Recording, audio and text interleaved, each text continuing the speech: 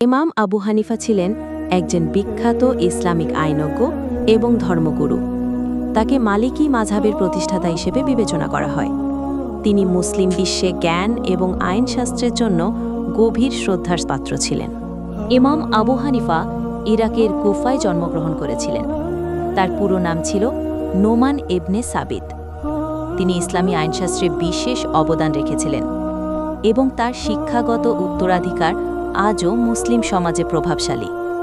তিনি যুক্তির এবং দলিলের ভিত্তিতে আইনগত সিদ্ধান্ত গ্রহণে গুরুত্ব দিতেন। ইমাম আবু হানিফা ফিকহ বা ইসলামী আইনশাস্ত্রের বিকাশে গুরুত্বপূর্ণ ভূমিকা রেখেছিলেন। তার প্রবর্তিত মাযহাবটি আজও বহু মুসলিম দেশে প্রচলিত। তিনি জ্ঞান অর্জনের প্রতি অনেক গুরুত্ব দিতেন এবং ছাত্রদের জ্ঞান বিতরণে বিশেষভাবে সচেষ্ট ছিলেন। তার শিক্ষাগুলো আজও ইসলামী আইন শিক্ষার ক্ষেত্রে অত্যন্ত গুরুত্বপূর্ণ। ইমাম আবু হানিফা জন্মগ্রহণ করেছিলেন আনুমানিক 699 খ্রিস্টাব্দে। তিনি বেশ কিছু গ্রন্থ রচনা করেছিলেন। ইমাম আবু হানিফার রচিত কিছু উল্লেখযোগ্য গ্রন্থের মধ্যে রয়েছে কিতাব আল আসর এবং আল ফিক আল আকবর। এই গ্রন্থগুলো ফিকহ বা ইসলামী আইনশাস্ত্রের উপর খুবই গুরুত্বপূর্ণ রচনা এবং তার চিন্তাভাবনার প্রতিফলন ঘটায়। ইমাম আবু হানিফা আসলে কয়েকজন সাহাবী দেখা পেয়েছিলেন, যদিও তাদের সংখ্যা নিয়ে মতভেদ রয়েছে।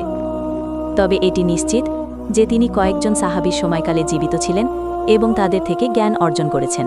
ইমাম আবু হানিফা তার জীবনকালে অনেক নির্যাতনের শিকার হয়েছিলেন।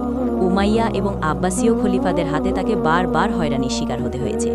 খলিফাদের অন্যায় আদেশ মানতে অস্বীকার করার জন্য তাকে জেলবন্দিও করা হয়েছিল, এমনকি তাকে বেত্রাঘাতও করা হয়েছিল। তারপরও তিনি নিজের সিদ্ধিতে অটল ছিলেন। ইমাম আবু হানিফা তার জীবনের বেশিরভাগ সময় ইসলামের জন্য কাজ করেছেন। তিনি ছোটবেলা থেকেই ইসলামিক জ্ঞান অর্জন শুরু করেছিলেন এবং জীবনের শেষ সময় পর্যন্ত এই কাজ চালিয়ে গেছেন। হিসাব করলে বলা যায় তিনি প্রায় 50 বছর ধরে ইসলামের জন্য কাজ করেছেন। ইমাম আবু হানিফা তার শেষ জীবনটা খুবই কঠিন সময়ের অবস্থার মধ্যে কাটিয়েছিলেন। খলিফা আল মনসুর তাকে প্রধান বিচারপতির পদ গ্রহণ করার জন্য চাপ দিচ্ছিলেন, কিন্তু তিনি রাজি হননি। এর ফলস্বরূপ তাকে জেলবন্দি করা হয়েছিল এবং সেখানে তাকে নির্যাতনও করা হয়েছিল। জীবনের শেষ সময় পর্যন্ত তিনি কারাবন্দী ছিলেন এবং সেখানেই তার মৃত্যু হয়। তার জীবনের শেষ সময়টা তার জ্ঞানের প্রতি এবং নীতির প্রতি তার অটল প্রতিশ্রুতির প্রমাণ দেয়। ইমাম আবু হানিফার জীবন থেকে আমরা অনেক কিছু শিখতে পারি। তার জীবন থেকে আমরা জানতে পারি জ্ঞানের প্রতি গভীর ভালোবাসা, সত্যের প্রতি অবিচল থাকা এবং নীতির জন্য যে কোনো ত্যাগ স্বীকার করা।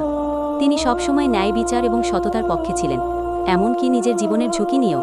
তার জীবন আমাদের শেখায় যে কঠিন পরিস্থিতিতেও মূল্যবোধ ধরে রাখা কতটা গুরুত্বপূর্ণ এবং জ্ঞানের পেছনে ছুটে চলা। আপনারা যারা আমাদের চ্যানেলে নতুন, তারা অবশ্যই আমাদেরকে সাপোর্ট করবেন এবং আপনারা আপনাদের মূল্যবান মতামত জানাবেন।